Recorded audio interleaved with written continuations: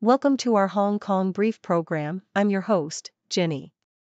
Today, we're diving into the delicious world of Thai cuisine with the spotlight on mango sticky rice, a summer favorite that has captured hearts globally. This delightful dessert combines sweet mangoes, glutinous rice, and coconut cream, and has seen a surge in popularity thanks to social media and celebrity endorsements. It's not just a treat, it's a cultural icon. In other news, Hong Kong's stock market has taken a significant hit, reaching a 6-week low following the announcement of hefty tariffs by the US. This has sent ripples through the market, affecting major players and raising concerns about inflation and global economic growth. Investors are feeling the heat as the Hang Seng Index and tech stocks tumble, making it a tense time for traders. Lastly, we're looking at the stalled sale of Hutchison's Panama Canal port terminals due to various legal challenges. The deal, which is crucial for global shipping routes, faces scrutiny from both Chinese and US authorities, highlighting the geopolitical tensions at play. As negotiations continue, the future of this significant transaction remains uncertain. Please stay tuned for more detailed coverage. CNN highlights the beloved Thai dessert, mango sticky rice, known locally as khao neo mam yuong, which consists of sweet mango slices served with glutinous rice drizzled with coconut cream and topped with yellow mung beans. The dish is a summer staple in Thailand, particularly from March to May when mangoes are at their sweetest and most abundant. Vari Jinsawan, the renowned queen of mango sticky rice, has been serving this delightful treat at her Bangkok shop since 1981, meticulously sourcing ingredients from around the country to ensure the perfect flavor and texture. The Nam Dok Mai mango, prized for its sweetness, is a favorite among locals, while the traditional sticky rice hails from Chiang Rai. The dessert's popularity surged in 2022 after rapper Millie showcased it at Coachella, leading to a frenzy of orders back in Thailand, particularly at historic shops like K Panach, which has been serving customers since 1932. South China Morning Post reports on the recent downturn in Hong Kong stocks, which have plummeted to a 6-week low following the announcement of significant tariffs by the US on Chinese imports. The Hang Seng Index fell 1.6%, with tech stocks taking a notable hit as major companies like Alibaba and Lenovo saw substantial declines. The imposition of a 34% tariff, combined with existing levies, raises concerns about inflation and the potential stalling of global economic growth. Analysts predict that this development will dampen investor sentiment, leading to a shift towards safer assets. The ramifications of these tariffs are felt not only in Hong Kong but across Asian markets, as traders brace for the impact on exports and economic recovery. South China Morning Post also covers the complex geopolitical and legal challenges facing Hutchison's proposed sale of key Panama Canal terminals to a consortium led by BlackRock. The deal, which would transfer control over essential ports, is stalled due to antitrust scrutiny from China and a constitutional challenge in Panama. As tensions escalate between the US and China over infrastructure control in Latin America, the legal hurdles in Panama could fundamentally alter the transaction's outcome. Experts note that the situation reflects broader strategic interests, with the US keen to limit Chinese influence in the region. As negotiations continue, the potential for a legal ruling against Hutchison could jeopardize the sale, highlighting the intricate interplay of international business, local law, and global power dynamics.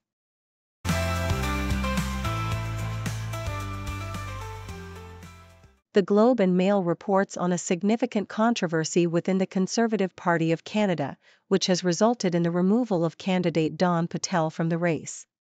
Patel faced backlash for endorsing a Facebook post that suggested deporting individuals to India, where they would allegedly face retaliation from the government. This decision follows the party's zero-tolerance policy towards foreign interference, underscoring their commitment to the safety of Canadians. Patel's removal marks a broader trend, as he is the fourth Conservative candidate to be dropped in just 2 days, highlighting the party's ongoing struggle with candidates' controversial statements regarding foreign governments. South China Morning Post highlights the impressive performance of Hong Kong's Mandatory Provident Fund, MPF, in the first quarter of this year, with members earning an average of $936 due to a stock market rally. The MPF reported a substantial investment return of 34.8 billion Hong Kong dollars, pushing total assets to 1.338 trillion Hong Kong dollars. This growth is attributed to strong returns from Hong Kong and China equities, contrasting sharply with the poor performance of U.S. equity funds. Analysts suggest that the MPF's success is a result of local market dynamics and government policies aimed at economic stimulation, while cautioning members to be prepared for potential market volatility in the future. South China Morning Post also delves into the implications of Hong Kong's plan to reduce public healthcare subsidies from 97% to 90% by 2030, a move that could have profound effects on healthcare access and equity. Critics argue that this shift risks deterring patients from seeking timely treatment, particularly among vulnerable populations like the elderly. The article emphasizes the need for a robust primary healthcare system to address underlying issues rather than merely reducing subsidies. Without a comprehensive risk-pooling mechanism, the proposed changes could exacerbate existing disparities, leaving many without adequate access to necessary medical care. The call for a restructuring of the healthcare system aligns with the needs of an aging population, advocating for greater equity and accessibility in healthcare services.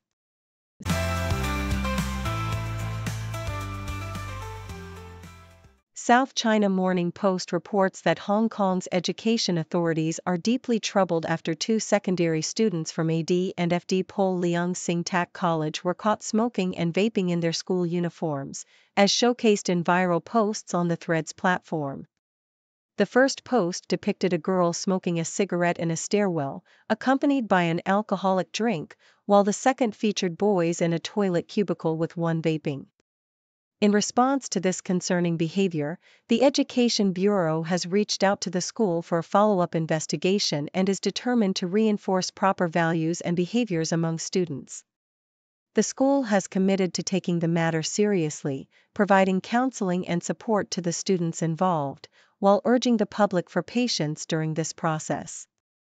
South China Morning Post also highlights the optimism of Daniel de Richebourg, CEO of the French Elior Group, regarding the establishment of an aircraft processing and trading center in Hong Kong.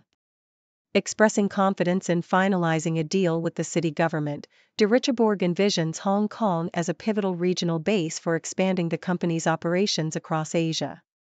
The partnership aims to create a facility for aircraft dismantling, parts processing, and recycling, which is timely given the projected growth in the aircraft recycling market.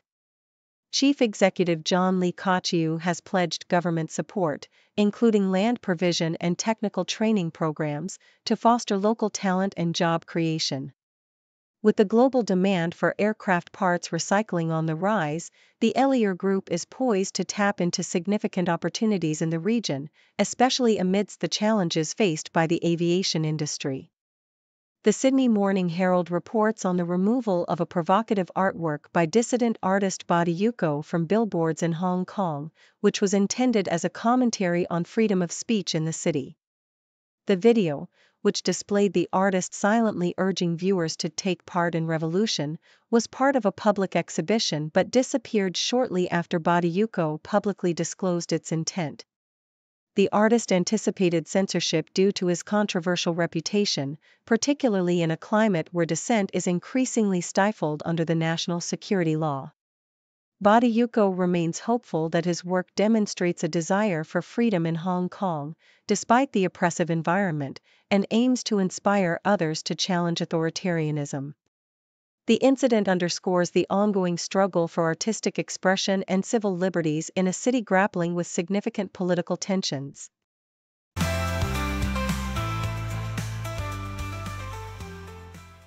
South China Morning Post reports that Liverpool continues to dominate the English Premier League, securing a 1-0 victory over Everton in a tense derby match thanks to Diogo Jota's second-half goal. This win solidifies their 12-point lead over Arsenal, putting them on track to claim their second Premier League title. Meanwhile, the competition for the top 5 intensifies, with Manchester City, Newcastle United, and Aston Villa all securing wins. In the Euro Cup, Barcelona edged past Atletico Madrid to set up a Copa del Rey final against Real Madrid, marking the first Clásico final since 2014. In a dramatic incident, Jose Mourinho was caught on camera pinching the nose of Galatasaray coach Okan Buruk during a heated Turkish Cup match that ended in a 2-1 victory for Galatasaray.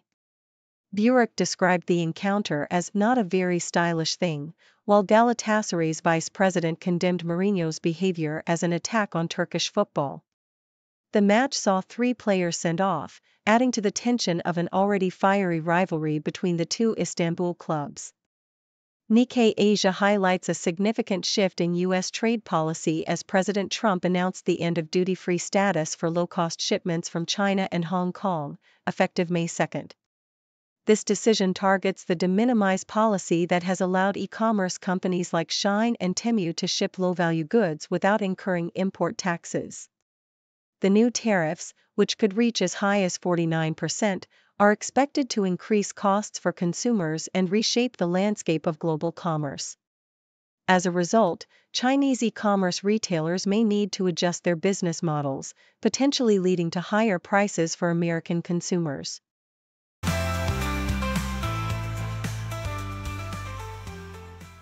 South China Morning Post highlights the enduring legacy of Kung Wu Bean Curd Factory, a 132-year-old tofu restaurant in Hong Kong, where the air is filled with the rich aroma of freshly made soy products.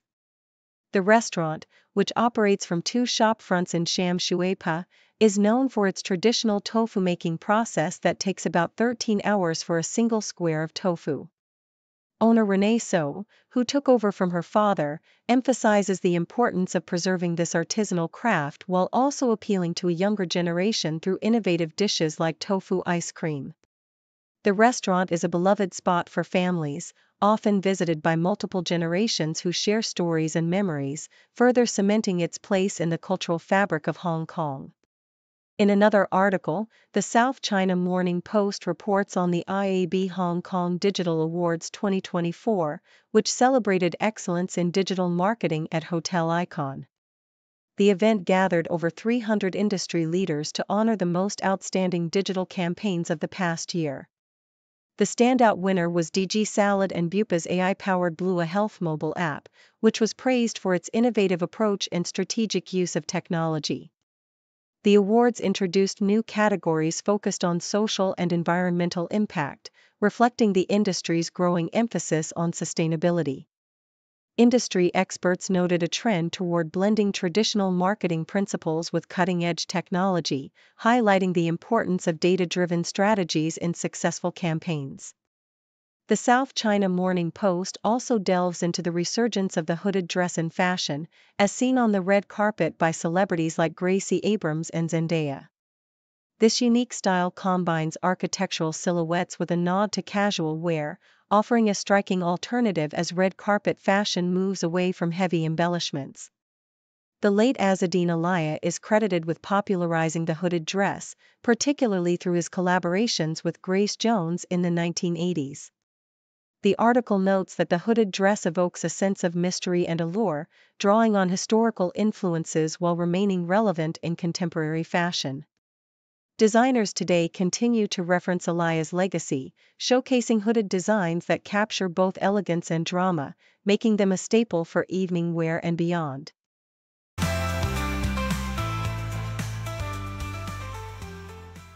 Thank you for tuning in. The content above showcases the latest briefing reports and analytical synopses, thoughtfully curated by the Constitut team. These insights stem from a wide array of reputable media outlets, think tanks, government sources, and specialized experts worldwide. We encourage you to explore these sources for a comprehensive perspective. Keep in mind that while the content may not always align with the official standpoint of Constitut Brief, it's not meant to be taken as absolute directives for decision-making.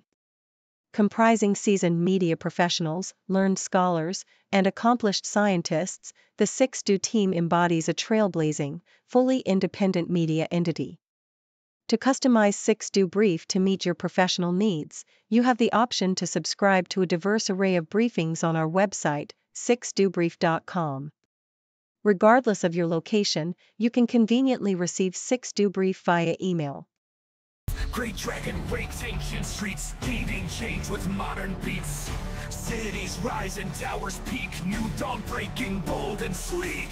From the Great Wall to Shanghai, progress moves as kites fly high. Tech and trade, it's all in play, future shines brighter every day. Great dragon roars, change the cars, marching strong with mighty force. New era, new wave, fast-paced day, history made in bold display. Politicians make their plea, voices blend in harmony. Policies for growth and peace, ambitions never cease. Dreams of silk and digital, bridging gaps from old to new. Fortunes build and bonds renew, nations strengthen, bold review. Traditions hold, but minds explore, east meets west and knowledge door. Complex world they navigate, China's power demonstrates.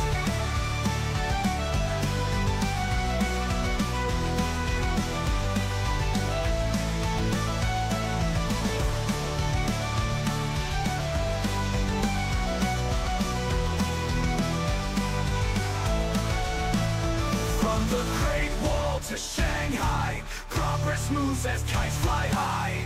Tech and trade, it's all the play, future shines brighter every day. Great dragon roars, change the course, marching strong with mighty force. New era, new way, fast-paced day, history made in bold display. Politicians make their plea, voices blend in harmony. Policies for growth and peace, ambitions their growth and peace. New era, new way, fast-paced day, history made in bold display. History made in bold display. Politicians make their plea, voices blend in harmony. Policies for growth and peace, ambitions never cease. Dreams of silk and digital, bridging gaps from old to new. Fortunes build and bonds renew, nations strengthen, bold review. Traditions hold but minds explore, east meets west at knowledge door.